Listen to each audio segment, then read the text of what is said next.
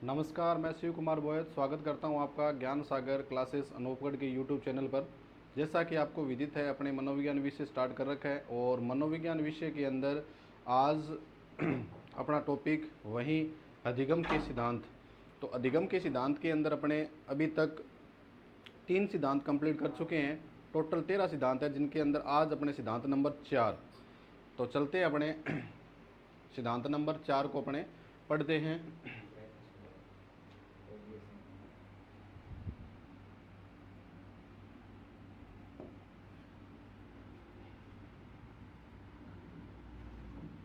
अपना टॉपिक चल रहा था अधिगम के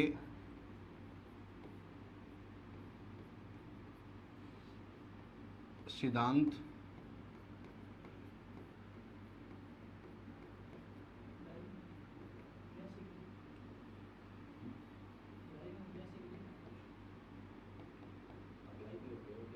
अधिगम के सिद्धांत के अंदर सिद्धांत नंबर 4, जिसका नाम अपने आज पढ़ेंगे सूझ एवं अंतर्दृष्टि का सिद्धांत।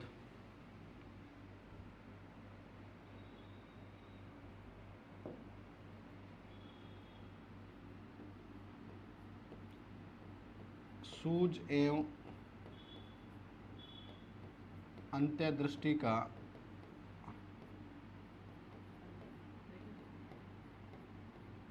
सिद्धांत।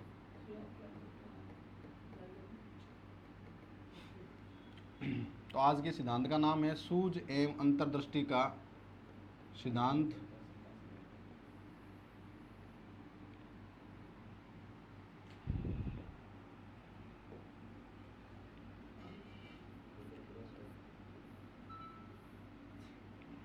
तो सबसे पहले अपने कोशिश करते हैं, जानने का प्रयास करते हैं कि सूझ का मतलब क्या होता है। सूझ या अंतर्दृष्टि को बोलते हैं इनसाइट। सूझ या अंतर्दृष्टि को बोलते हैं इनसाइट। इनसाइट का मतलब क्या होता है कि सूझ या अंतर्दृष्टि का मतलब होता है एक ऐसी प्रक्रिया जिसके अंदर अपने क्या करते हैं, दिमाग का उपयोग करते हुए किसी भी समस्या तक पहुंचते हैं। तो इसके अंदर अपने पढ़ेंगे सूझ एवं अंतर्दृष्टि का सिद्धांत, या इस सिद्धांत का नाम है गेस्टाल्ट सिद्धांत या समग्र सिद्धांत। तो इसके बारे में अपने जानने का प्रयास करते हैं कि या इस सिद्धांत का एक नाम और भी है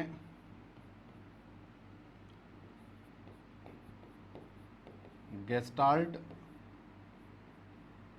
सिद्धांत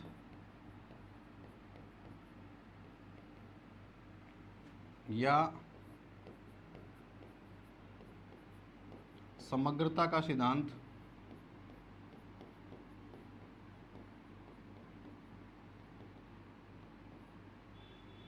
या इसको बोलते हैं समग्रति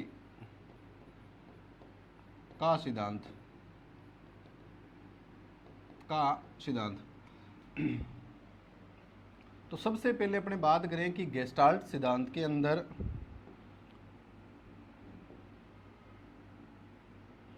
सबसे पहले शब्द जो आया गेस्टाल्ट।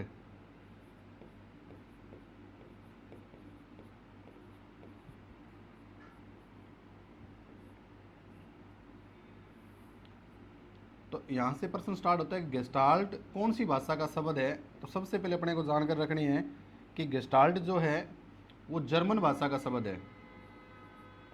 गेस्टाल्ट जो है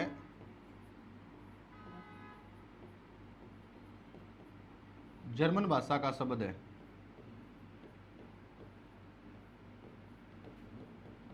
अगर आपसे कोई पूछे कि गेस्टाल्ट कौन सी भाषा का शब्द है, तो बेटा इसमें ध्यान रखना है कि गेस्टाल्ट जो है वो जर्मन भाषा का शब्द है। और अगर आपसे कोई पूछे कि गेस्टाल्ट का अर्थ क्या होता है, ये जर्मन भाषा का जो शब्द है, अगर इसका कोई आपको अर्थ पूछे तो गेस्टाल्ट का अर्थ होता है बेटा समग्र या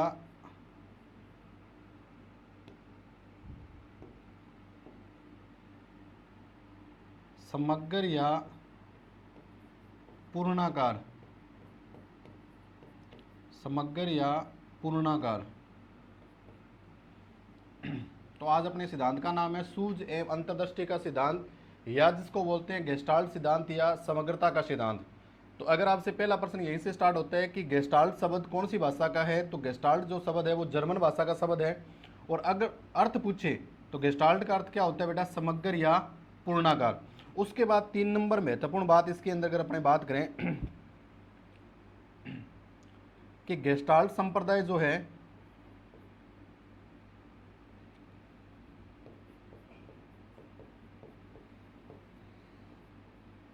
गेस्टाल्ट संप्रदाय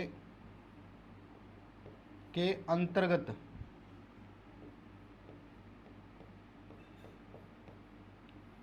आने वाले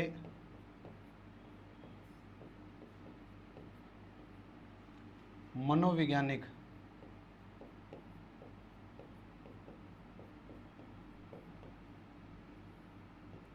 गेस्टाल्ट संप्रदाय के अंतर्गत आने वाले मनोवैज्ञानिक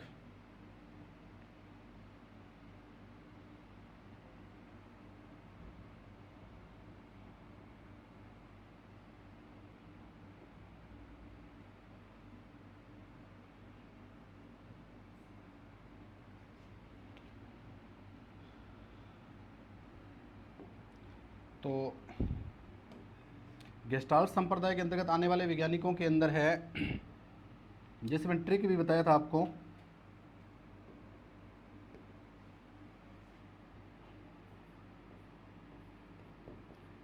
इसका ट्रिक मैंने बताया था आपको,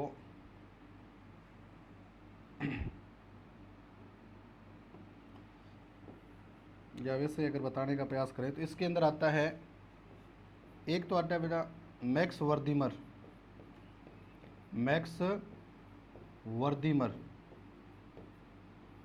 दूसरा इसके अंदर आता है बेटा कोहलर, तीसरा इसके अंदर आता है कोफ्का, और चौथा आप इसका नाम याद करेंगे वो है कुर्ट लेविन। ये इनके सहायक हैं।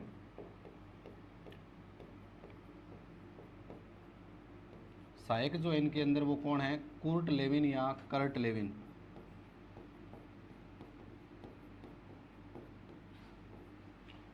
तो एक बार अपने दोबारा जो सिद्धांत पढ़ने का प्रयास करते हैं। अपने टॉपिक चल रहा है अधिगम के सिद्धांत, सिद्धांत नंबर 4 सूझ एवं अंतर्दृष्टि का सिद्धांत, या जिसको अपने बोलते हैं गेस्टाल्ट सिद्धांत।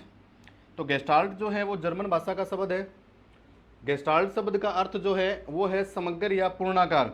अगर आपसे कोई पूछे गेस्टाल्ट संप्रदाय के अंतर्गत आने वाले मनोवैज्ञानिक कौन कौन से हैं, तो बड़ा इसके अंदर आपको ध्यान रखना है मैक्स वर्दीमर, कोहलर, कोफ्का, और इनके सहायक कौन है, कुर्ट लेविन या कर्ट लेविन। अब इसके अंदर भी कई बार क्वेश्चन किस प्रकार से पूछा जाता है, उसके अंदर अपने ध्यान रखें, विशेष लगा के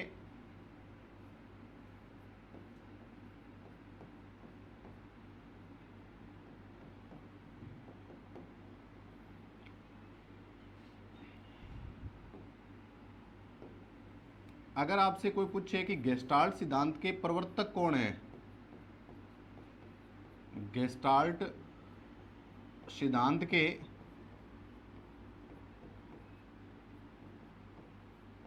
प्रवर्तक बोल दीजिए, या इसके अंदर शब्द आ जाए प्रतिपादक, कि गेस्टाल्ट सिद्धांत के प्रवर्तक या प्रतिपादक कौन है, तब भी अपने को ध्यान रखना है। या इसमें कई बार प्रश्न पूछा जाता है गेस्टाल्ट सिद्धांत के अंदर प्रयोगकर्ता कौन है। अगर आपसे कोई पूछे कि प्रयोगकर्ता का नाम बताइए, दूसरा प्रश्न। तीसरा बेटा इसके अंदर प्रश्न पूछा जाता है कि गेस्टाल्ट सिद्धांत के अंदर सहायक की जो भूमिका है, सहायक की भूमिका, मतलब जो प्रयोग किया था उसके अंदर जो भूमिका जो है प्रयोग के अंदर, वो सहायक के अंदर कौन है। तो इसके अंदर 3 प्रश्न बहुत ही शानदार बनते हैं। तो अगर आपसे कोई पूछे कि गेस्टाल्ट सिद्धांत के प्रवर्तक कौन है, तो आपका उत्तर रहेगा बेटा मैक्स वर्दीमर। मैक्स वर्दीमर। अगर आपको प्रयोगकर्ता पूछे तो बेटा इसके अंदर आप बताएंगे कोहलर।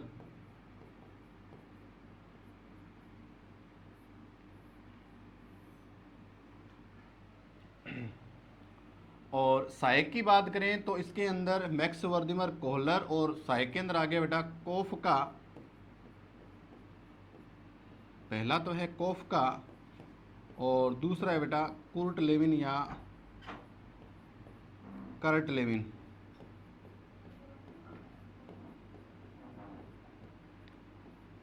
तो ये चीज अपने को ध्यान रखनी है कि गेस्टाल्ट सिद्धांत के प्रवर्तक या प्रतिपादक कौन है, तो बेटा आपको ध्यान रखना है मैक्स वर्दिमर। अगर आपसे कोई पूछे कि प्रयोगकर्ता क्या है, तो वो आप बताएंगे कोहलर, या सहायक की भूमिका प्रयोग के अंदर कौन है, तो कोफ का और कुर्ट लेविन या कर्ट लेविन। तो कई बार इसके अंदर प्रश्न ऐसे भी प्रश्न पूछा जा सकता है कि अगर इस प्रकार का प्रश्न आ जाए कि गेस्टाल्ट सिद्धांत के प्रवर्तक है, और वहां ऑप्शन के अंदर कई बार देखो इसमें 3-4 प्रकार से प्रश्न बनते हैं। जैसे अपने अगर बात करें किस प्रकार के क्वेश्चन आते हैं, थोड़ा आपको बता देता हूं मैं। जैसे प्रश्न पूछ लिया आपको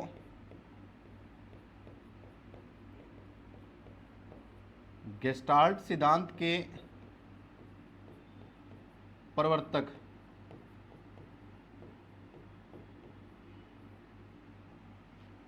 निम्न में से है, निम्न में से है, तो अगर इसमें ऑप्शन आ गया बेटा इस हिसाब से, जैसे आ गया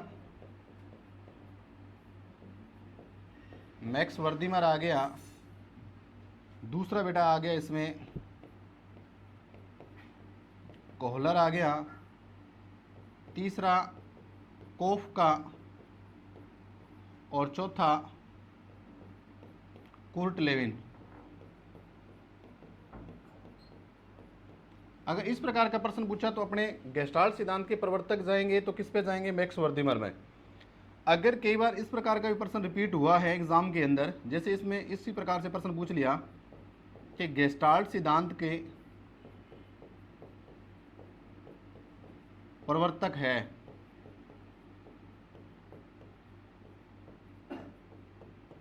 अब ऑप्शन क्या मिल गया आपको,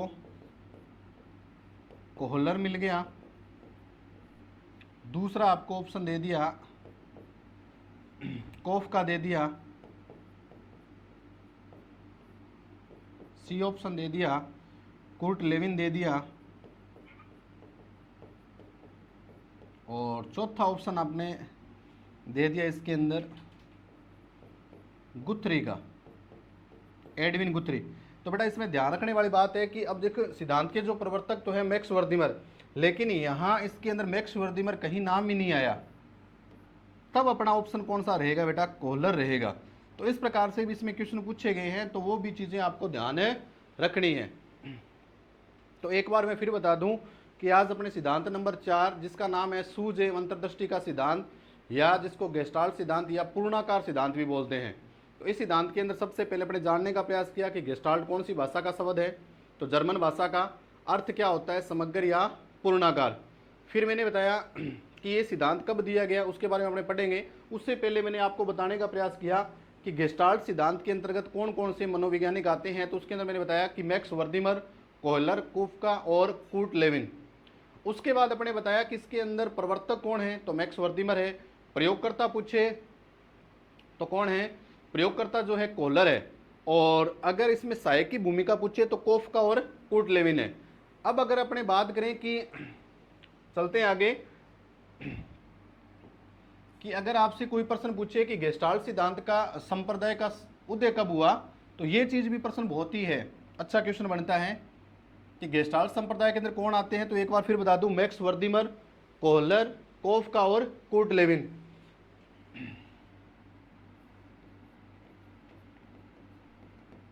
अब बेटा इसके अंदर आप अगर आपसे ऐसे प्रश्न पूछा जाए कि गेस्टाल्ट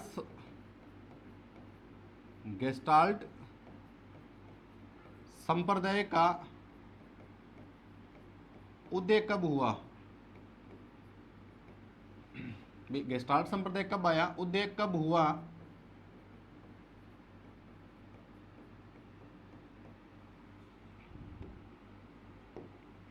तो इसका जर्मनी के अंदर,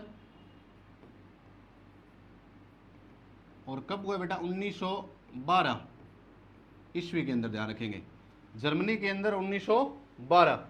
अगर इसके अंदर अगर आपसे ऐसे प्रश्न पूछा जाए कि प्रयोग कब किया गया, कि प्रयोग कब किया गया, प्रयोग कब किया गया, तो इसके अंदर ऑप्शन को याद करेंगे बेटा।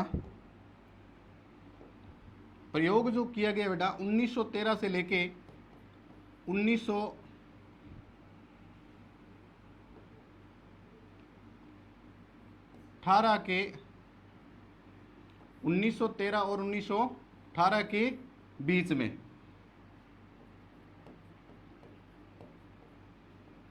कैनेरी द्वीप पर,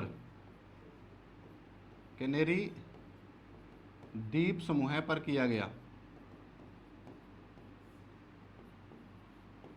दोनों क्वेश्चन बहुत ही शानदार हैं। अगर आपसे पूछा जाए गेस्टाल्ट संप्रदाय का उदय कब हुआ तो आप बताएंगे जर्मनी 1912। अगर आपसे ऐसे प्रश्न पूछा जाए कि प्रयोग कब किया गया था तो बेटा ऑप्शन याद रखेंगे 1913 से 1918 के बीच। कहाँ? कैनेरी द्वीप समूह के ऊपर इसको प्रयोग को किया गया। अब अगर आपसे ऐसे प्रश्न पूछा जाए कि प्रयोग किस पे किया गया,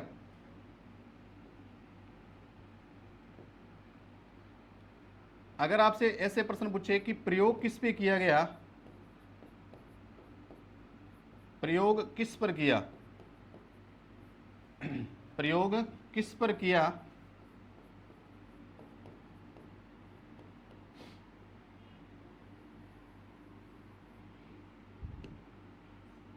तो इसमें ध्यान रखेंगे प्रयोग जो कोहलर है उन्होंने 1913 और 1918 के बीच में जो प्रयोग किया वो एक बंदरों की एक प्रजाति है, बंदरों की एक प्रजाति, बंदरों की एक प्रजाति जिसका नाम है चिंपैंजी।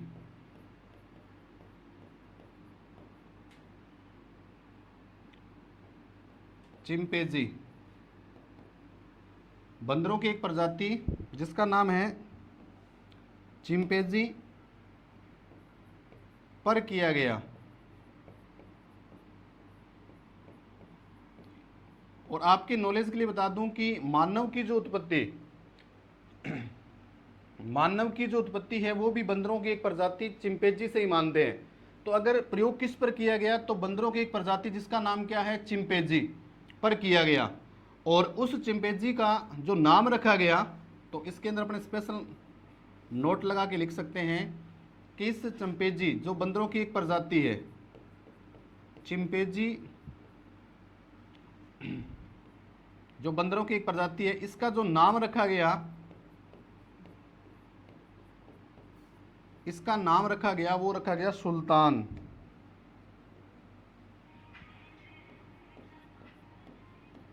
सुल्तान। एक बार फिर बता दूं जो चिंपैंजी जो है वो एक प्रकार का वन मानुष है, मतलब लगभग किस प्रकार के अभिलक्षण है, जैसे पहले वन के अंदर मनुष्य रहता था ना उसी प्रकार का उसका व्यवहार होता है। तो एक बार फिर बता दूं गेस्टाल्ट संप्रदाय का उदय कब हुआ 1912, प्रयोग कब किया गया 1913 से 1918 के बीच। प्रयोग किस पर किया गया तो बेटा इसमें ध्यान रखेंगे कि बंदरों की एक प्रजाति है जिसका नाम है चिंपैंजी पर किया गया। और चिंपैंजी जो बंदरों की एक प्रजाति इसका नाम क्या है बेटा, उसका नाम क्या रखा गया प्रयोग के अंदर सुल्तान, जो एक प्रकार का क्या है वन मानुष।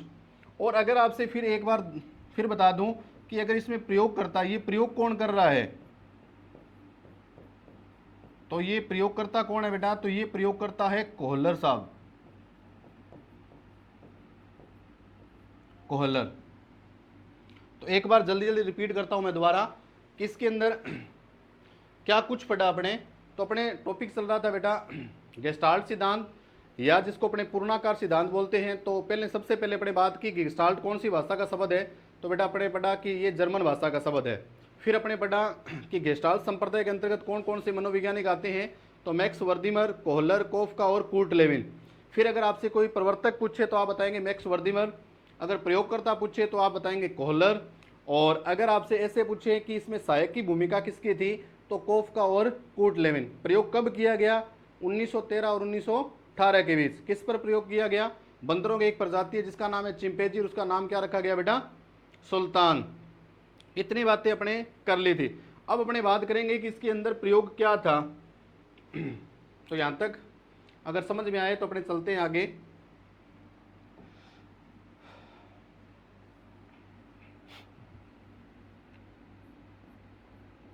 अब जो कोहलर साहब जो हैं, कोहलर ने क्या प्रयोग किया उसके बारे में अपने देखते हैं कि कोहलर ने जो प्रयोग किया, कोहलर ने क्या कुछ प्रयोग किया था।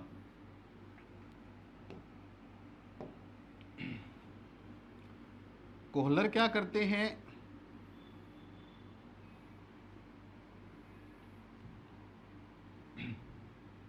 इस प्रकार से एक बंद कक्ष मान लीजिए या एक पिंजरा मान लीजिए आप,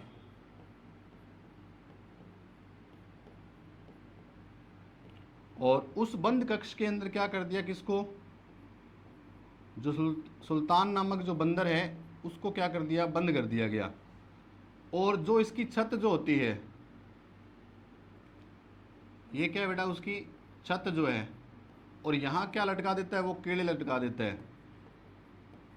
देखो एक बार दोबारा मैं बताता हूँ कि कोहलर ने जो प्रयोग किया था वो किस पे किया था, सुल्तान। सुल्तान क्या है, बंदरों की एक प्रजाति है चिंपांजी, उसी का नाम रखा गया बेटा सुल्तान। अब सुल्तान जो है, सुल्तान को एक बंद कक्ष में बंद कर दिया गया और छत के ऊपर उसने क्या कर दिया बेटा, केले लटका दिए। अब क्या करता है कि जैसे ही अब जितने भी अपने प्रयोग पढ़ा, जितने भी अपने अधिगम के 3 सिद्धांत पढ़े थे, उसके अंदर क्या था कि कोई भी जो है मतलब चाहे बिल्ली है, चाहे कुत्ता है या चूहा है, तो वो क्या कर रहे हैं, उद्दीपक को देखकर अनुक्रिया कर रहे हैं। लेकिन बेटा इसके अंदर सबसे महत्वपूर्ण बात यह है कि उन्होंने ऐसा कुछ भी नहीं किया। इसके अंदर क्या किया कि जैसे इसने मतलब जैसे इसको बंद कक्ष में प्रयोग मतलब बंद कर दिया गया और छत के ऊपर इसने केले लटका दिए, तो इसने क्या किया, अपने सूझ का प्रयोग किया, अपने दिमाग का प्रयोग किया। और वो क्या करता है, इधर उधर देखता है। और साइड के अंदर क्या है कि उसकी साइड के अंदर क्या रखे हुए हैं, एक जगह क्या रखे हुए हैं, बॉक्स रखे हुए हैं। एक जगह क्या रखे हैं बेटा, बॉक्स रखे हुए हैं।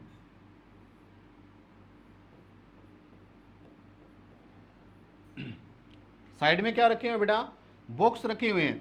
अब वो क्या करता है, दिमाग लगाता है। जो सुल्तान नामक जो बंदर है वो क्या करता है, दिमाग लगाता है कि इस केले तक कैसे पूछा मतलब पहुंचा जा सकता है। तो वो क्या कर रहा है, अपनी सूझ का प्रयोग कर रहा है, सूझ का प्रयोग कर रहा है, अपने दिमाग का प्रयोग करते हुए दिमाग लगा रहा है। उसने कोई भी उछल कूद न करते हुए कि जैसे ही उसने केले को देखा तो उसने अपने सूझबूझ के साथ इधर उधर देखा और उन्होंने देखा कि इसके पास के अंदर ही क्या पड़े हैं बेटा, बॉक्स। फिर वो क्या करता है, इसके अंदर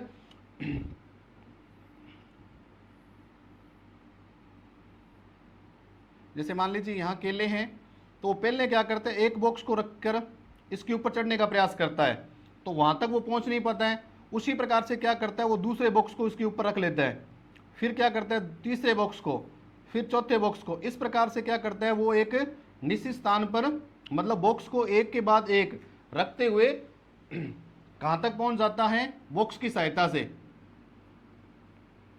केले तक पहुंच जाता है, इस प्रकार से। और इस भोजन को या उद्दीपक को क्या कर लेते हैं, प्राप्त कर लेते हैं। तो बेटा इसके अंदर और उसके अंदर जितने भी मैंने सिद्धांत बताए तो उसके अंदर अंतर क्या है, तो बेटा इसमें समझने वाली बात यह है कि जो सुल्तान नामक जो बंदर है उसने क्या किया, अपनी सूझ का प्रयोग किया गया है कि सुल्तान नामक बंदर जो है उसको बंद कक्ष में बंद कर दिया गया और छत के ऊपर क्या लटका दिए, किले लटका दिए। उसके बाद क्या करता है, ये अपनी सूझ का प्रयोग करते हुए इसके साइड के अंदर जो बॉक्स पड़े हैं वो क्या करता है, पहले एक बॉक्स को रख के उसके ऊपर चढ़ने का प्रयास करता है, तो वहां तक नहीं पहुंच पाता। फिर क्या करता है, वो 2 नंबर बॉक्स को रख देता है। इस प्रकार से धीरे धीरे क्या करता है, उस ऊंचाई तक पहुंच कर इस केले को क्या कर लेता है, प्राप्त कर लेता है। तो इस प्रयोग के अंदर ये बताया गया कि सूझ का प्रयोग, इसके अंदर वो कोहलर जो है, सॉरी सुल्तान नामक जो बंदर जो है अपने दिमाग का प्रयोग करते हुए इस भोजन रूपी या इस केले रूपी जो भोजन रूपी जो केला जो है या भोजन रूपी जो पुनर्बलन है उसको क्या कर लेता है बेटा, प्राप्त कर लेता है। तो ये बात आपको समझ में आ गई होगी। तो इसके अंदर सबसे महत्वपूर्ण बात क्या है, इसके अंदर सबसे महत्वपूर्ण बात यही है कि इसके अंदर जो सुल्तान नामक जो बंदर है वो क्या करता है बेटा, अपनी सूझ का प्रयोग या अपने मस्तिष्क का प्रयोग करता हुआ उस समस्या को क्या करता है बेटा, हल करने का प्रयास करता है।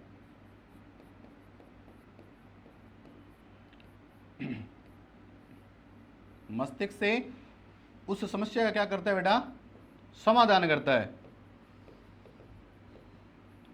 समस्या क्या करता है, समाधान करना है। तो अब इसके अंदर देखो सूझ का जो सिद्धांत है, अब इसके अपने शैक्षणिक महत्व पढ़ेंगे। तो उससे पहले एक बार जल्दी जल्दी मैं रिपीट करता हूं कि मैंने क्या कुछ पढ़ाया आपको। तो इसके अंदर एक आप नाम और भी लिख सकते हैं बेटा, इसका पूर्णाकार सिद्धांत भी इसको बोलते हैं। यहां लिख लें आप,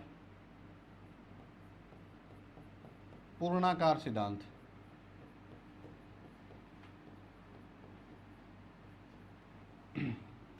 तो अधिगम के सिद्धांत नंबर 4 जिसका नाम है बेटा सूझ एवं अंतर्दृष्टि का सिद्धांत, या इंग्लिश में बोलते हैं बेटा इनसाइट थ्योरी। Insight theory. अब इसके अंदर गेस्टाल्ट जो है वो कौन सी भाषा का शब्द है, जर्मन भाषा का शब्द है। गेस्टाल्ट का अर्थ क्या है, समग्र या पूर्णाकार। गेस्टाल्ट संप्रदाय के अंतर्गत आने वाले मनोवैज्ञानिक कौन से हैं बेटा, तो मैक्स वर्दीमर, कोहलर, कोफका और सहायक जो है बेटा वो है कुर्ट लेविन या कर्ट लेविन। उसके बाद ये दोनों ही सहायक हैं। उसके बाद अपने पढ़ा कि विशेष क्या है, इसके अंदर किस प्रकार से प्रश्न पूछे जाते हैं। तो गेस्टाल्ट सिद्धांत का प्रवर्तक या प्रतिपादक पूछे तो आपका उत्तर होना चाहिए मैक्स वर्दीमर। प्रयोगकर्ता पूछे तो कोहलर, सहायक की भूमिका पूछे तो कोफका और कुर्ट लेविन। जैसे मैंने क्वेश्चन बताने का प्रयास किया कि जैसे कई बार ऑप्शन मिलता है गेस्टाल्ट सिद्धांत के प्रवर्तक निम्न में से कौन है, तो ऑप्शन मिल गया Max Wertheimer, Kohler, Koffka, Kurt Lewin. तो आपका उत्तर जाएगा मैक्स वर्दीमर। कई बार क्या है कि सिद्धांत के अंदर मैक्स वर्दीमर का नाम भी नहीं आता जो मुख्य प्रवर्तक है।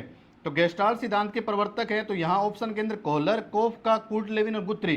क्योंकि यहाँ मैक्स वर्दीमर का नाम नहीं है तो अपना उत्तर कौन सा होगा, कोहलर पे जाएंगे अपने। तो इस प्रकार से भी बेटा दिमाग का उपयोग करना है। उसके बाद अपने पढ़ा कि गेस्टाल्ट संप्रदाय का उदय कब हुआ, तो जर्मनी के अंदर 1912। प्रयोग कब किया गया, 1913 से 1918 के बीच कैनरी द्वीप समूह पर।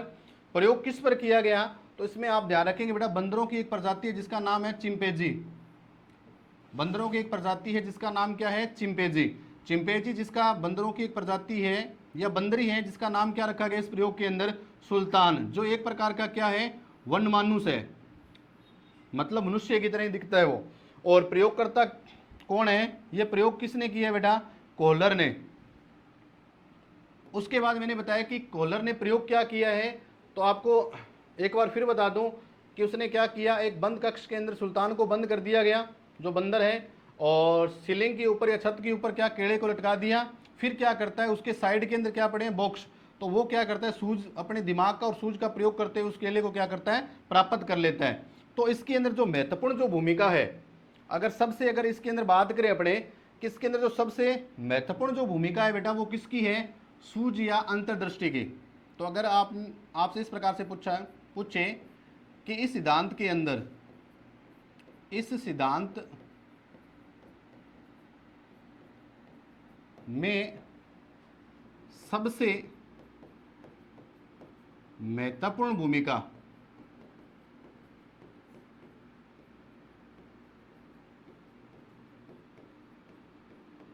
तो महत्वपूर्ण भूमिका किसकी है बेटा, सूझ एवं अंतर्दृष्टि की। सूझ एवं अंतर्दृष्टि,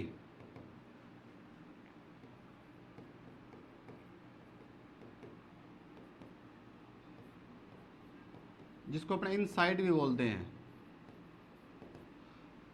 अब दूसरी बात इसके अंदर ऐसे ही प्रश्न पूछा जा सकता है जैसे थोर्नडाइक का जो सिद्धांत था, जो थोर्नडाइक का जो सिद्धांत था वो किस पर लागू हो रहा था, क्योंकि थोर्नडाइक के सिद्धांत का जो नाम था वो था बेटा प्रयास एवं त्रुटि का सिद्धांत। क्योंकि गलतियां कौन करते हैं, छोटे बालक। तो छोटे बालक क्या करते हैं, गलतियों से सीखते हैं। और ये जो सिद्धांत किस पे लागू होता है, तो ये सिद्धांत उन बच्चों पे लागू होता है जो बड़े बालक हैं या जो किशोर हैं। तो इसके अंदर अपने जानने का प्रयास करेंगे इस सिद्धांत का जो शैक्षणिक महत्व जो है। तो चलते हैं अपने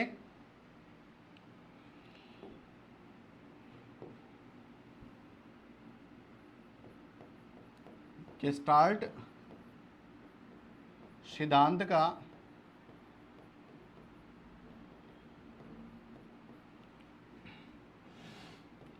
शैक्षिक महत्व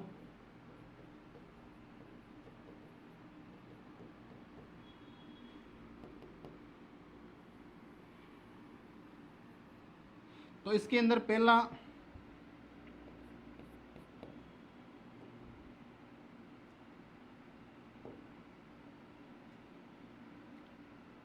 कि छोटे बालक जिनकी बुद्धि का पूर्ण विकास,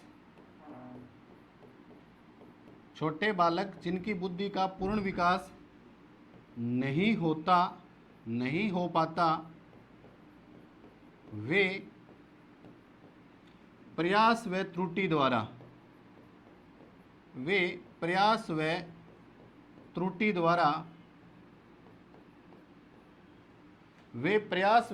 द्वारा सीखते हैं। तो बहुत ही शानदार बात, क्योंकि छोटे बालक जिनकी बुद्धि का पूर्ण विकास नहीं हो पाता वो किसके द्वारा सीखेंगे बेटा? प्रयास व त्रुटि द्वारा। इसका मतलब प्रयास व त्रुटि की बात कर रहा है, इसका मतलब कौन से सिद्धांत की बात कर रहा है? तो ये बात कर रहा है थॉर्नडाइक के सिद्धांत की।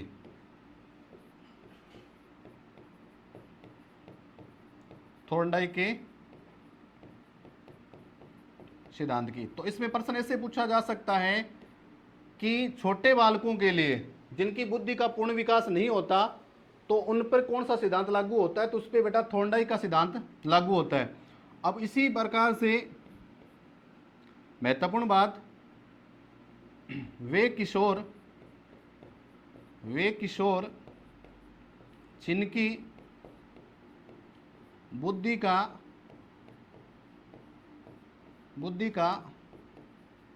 पूर्ण विकास हो जाता है, वे किशोर जिनकी बुद्धि का पूर्ण विकास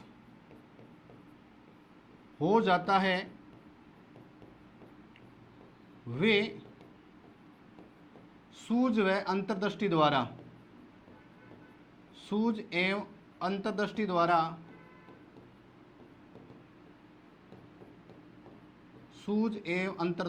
मतलब गेस्टाल्ट सिद्धांत से सीखते हैं।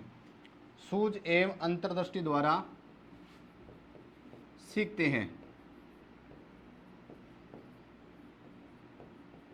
अब इसके अंदर शब्द है बेटा किशोर।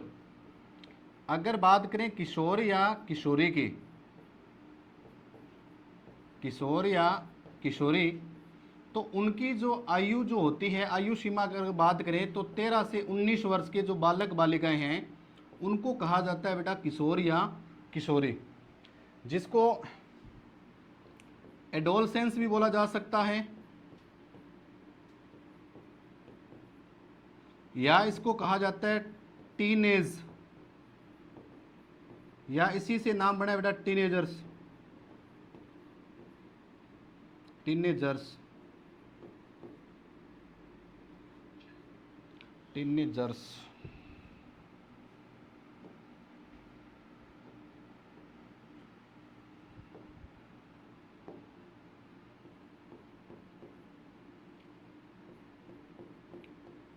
टीनेज या इसी को बोला जाता है टीनेजर्स।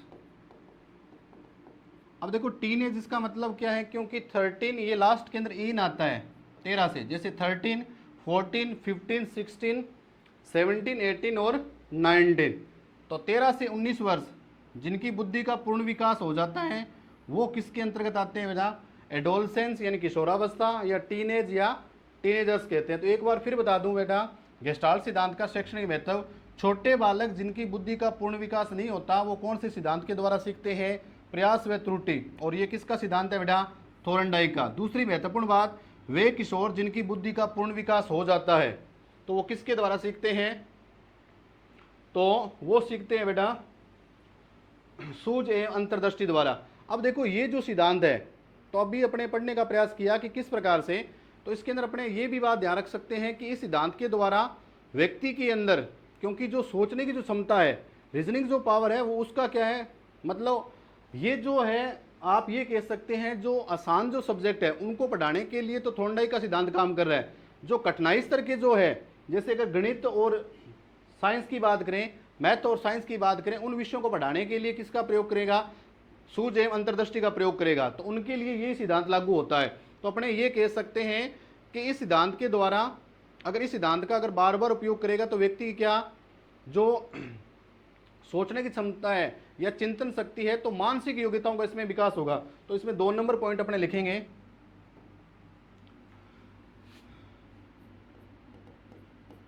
इस सिद्धांत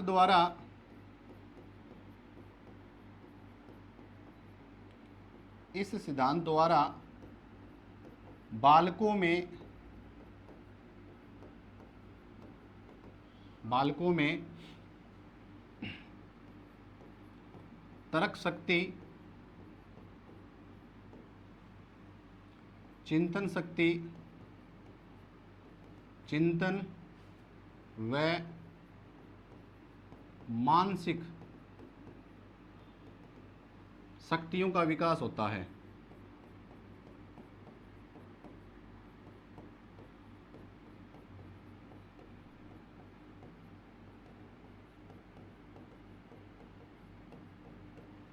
तीसरी बात इसमें बेटा इसमें ये लिख सकते हैं, यह सिद्धांत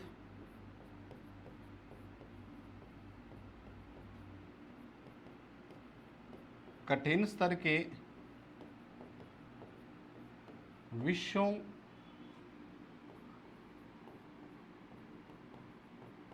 के अधिगम में सहायक है। कठिन स्तर के जो विषय है उनके अधिगम में क्या है बेटा, अधिगम में सहायक है। अब कठिन स्तर के सब्जेक्ट कौन कौन से हैं, जैसे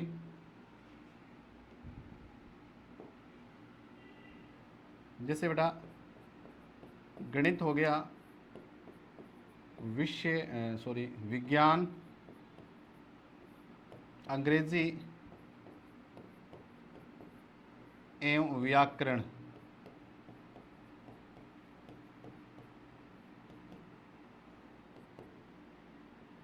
तो इन विषयों को समझने के अंदर कौन सा सिद्धांत काम आता है, कठिनाई स्तर के, तो वो आता है बेटा गेस्टाल्ट सिद्धांत। उसके बाद अगर बात करें अपने इस सिद्धांत की, तो इसके अंदर अपने ये भी कह सकते हैं जो पाठ्यक्रम का जो निर्माण जो होता है, पाठ्यक्रम का जो निर्माण होता है वो इसी सिद्धांत की देन है। तो 4 नंबर बात अपने ये लिख सकते हैं,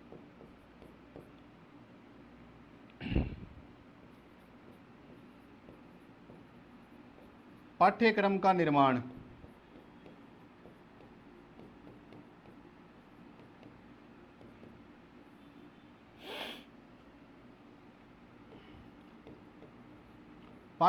निर्माण इसी सिद्धांत के द्वारा होता है।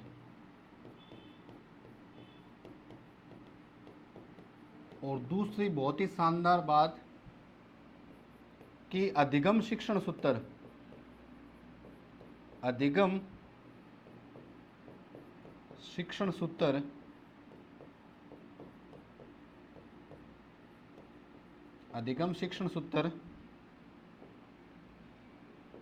जो है पूर्ण से अंश की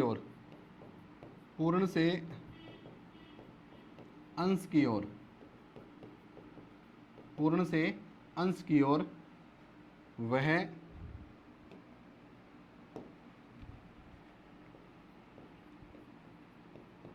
इसी सिद्धांत की देन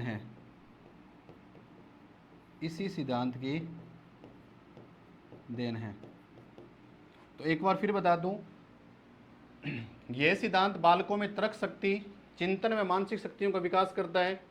यह सिद्धांत कठिन स्तर के जो विषय है, जैसे गणित है, विज्ञान है, अंग्रेजी है और व्याकरण संबंधी विषय है, उनको समझने में पाठ्यक्रम का निर्माण बहुत ही शानदार, पाठ्यक्रम का जो निर्माण है वो इसी सिद्धांत पर आधारित है।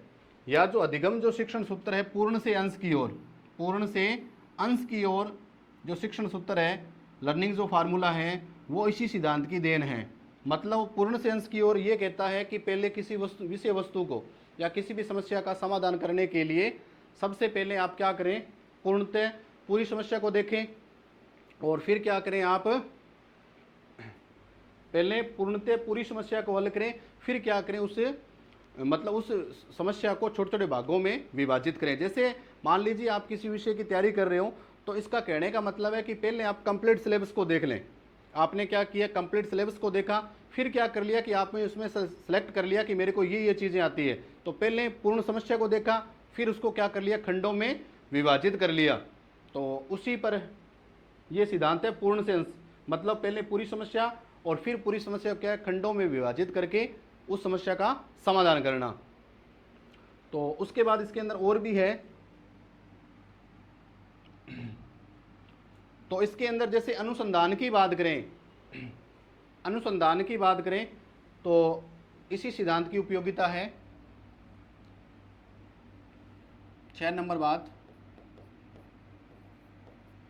अनुसंधान या जिसको खोज बोलते हैं या समस्या समाधान, समस्या समाधान के क्षेत्र में, समस्या समाधान के क्षेत्र में इसी सिद्धांत की उपयोगिता है, इसी सिद्धांत की उपयोगिता है।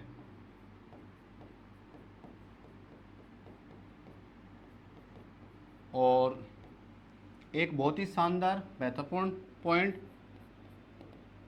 पाठ योजना का जो विचार जो दिया था, पाठ योजना मतलब लेसन किस प्रकार, लेसन जो प्लानिंग जो होती है कि बालक को पढ़ाने से पहले कैसे पढ़ाना है, पाठ योजना जो तैयार करते हैं, पाठ योजना का सर्वप्रथम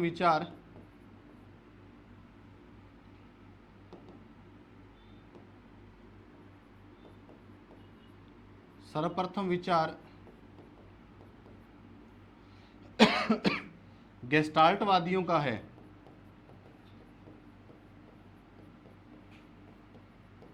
गेस्टाल्टवादियों की देन है। तो अपने ये बात कर रहे थे अपने इस सिद्धांत की। एक इसके अंदर ये भी बहुत ही महत्वपूर्ण है,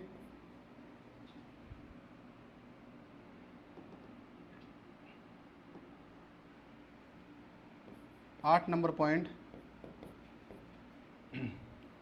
वेरी वेरी मोस्ट लगा के आप अपने दिमाग में बिठा सकते हैं। यह सिद्धांत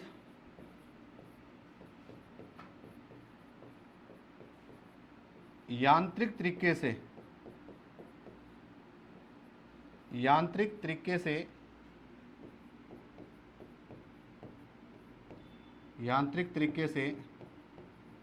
सिखाने वाले सिद्धांतों का खंडन करता है, मतलब उनका विरोध करता है, सिद्धांतों का खंडन करता है। अब जितने भी अपने सिद्धांत पढ़े थे वो सारे क्या थे, किसी यंत्र के माध्यम से क्या करवा रहे थे, अपने अधिगम करवा रहे थे। तो उन सिद्धांतों का ये क्या कर रहा है, खंडन कर रहा है कि ये इस प्रकार से सिखाना नहीं चाहिए। या उसके अंदर मुख्य अगर कोई सिद्धांत पूछे तो आपको ध्यान रखना है, सबसे ज़्यादा यांत्रिक तरीके से सिखाने का जो प्रयास किया है वो पावलोव ने, और कौन से सिद्धांत के अंदर, अनुकूलित अनुक्रिया सिद्धांत के अंदर, अनुकूलित अनुक्रिया सिद्धांत। तो यह सिद्धांत यांत्रिक तरीके से सिखाने वाले सिद्धांतों का खंडन करता है तथा सूझ के द्वारा सिखाने पर बल देता है, सिखाने पर बल देता है। तो ये था छोटा सा सिद्धांत। बहुत ही शानदार बात है कि ये सिद्धांत यांत्रिक तरीके से, मतलब किसी यंत्र के द्वारा अगर किसी बालक को सिखाया जा रहा है तो इनका मानना है कि वो जो अधिगम जो होगा वो अल्प समय के लिए होगा, और बालक को क्या करना चाहिए, अपने दिमाग का उपयोग करके सीखना चाहिए। तो एक बार अपने जल्दी इसका रिवाइज कर लेते हैं।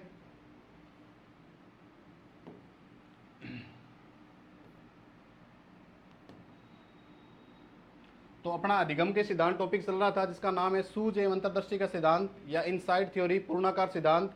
तो गेस्टाल्ट कौन सी भाषा का, जर्मन भाषा का शब्द, अर्थ क्या है, समग्र या पूर्णाकार, समग्र या पूर्णाकार। उसके बाद है गेस्टाल्ट सिद्धांत के अंतर्गत आने वाले मनोवैज्ञानिक कौन कौन से हैं, तो इसके अंतर्गत आने वाले मनोवैज्ञानिक है मैक्स वर्दीमर, कोहलर, कोफ का जो दोनों ही सहायक है कुर्ट लेविन या कर्ट लेविन। उसके बाद बेटा गेस्टाल्ट सिद्धांत के अगर प्रवर्तक या प्रतिपादक पूछे तो आप बताएंगे मैक्स वर्दीमर, प्रयोगकर्ता कोहलर, सहायक की भूमिका कोफ का और कुर्ट लेविन।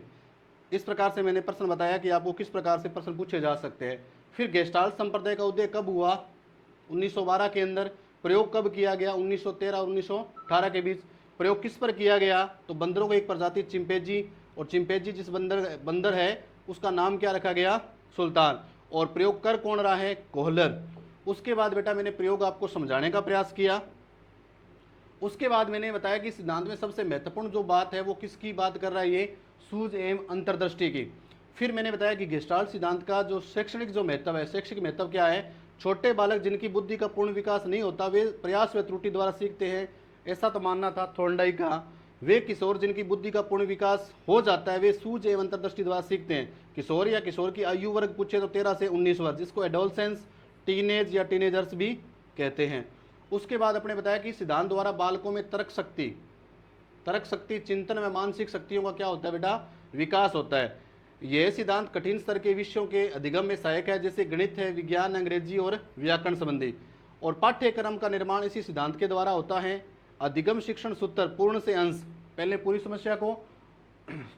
समस्या को देखकर फिर उस समस्या को छोटे छोटे भागों में क्या करो, विभाजित करो, तो उसी पर ये आधारित है। मतलब पूर्ण से अंश का जो अधिगम शिक्षण सूत्र है वो इसी सिद्धांत पर आधारित है। उसके बाद बेटा मैंने बताया अनुसंधान या खोज करना, जिसका मतलब होता है नवीन ज्ञान का निर्माण करना, तो ये किससे संबंधित है, वो इसी सिद्धांत से है। पाठ योजना, लेसन जो प्लानिंग अपने बीएड के अंदर सीखते हैं, मतलब किस प्रकार से बच्चे को पढ़ाना है, वो इसका जो विचार दिया था वो गेस्टाल्टवादियों ने दिया था। यह सिद्धांत यांत्रिक तरीके से सीखने वाले सिद्धांतों का क्या करता है, खंडन करता है। और यांत्रिक तरीके से सिखाने वाले सिद्धांत के अंदर सबसे महत्वपूर्ण है वो है पावलोव का, जिसका नाम है बेटा अनुकूलित अनुक्रिया सिद्धांत। तो ये सिद्धांत किसके द्वारा, सूझ के द्वारा सिखाने पर बल देता है। तो ये था अपना अधिगम के सिद्धांत नंबर 4। आशा करता हूँ कि ये सिद्धांत आपको समझ में आया होगा। तो आज के लिए बस इतना ही। जय हिंद, जय भारत।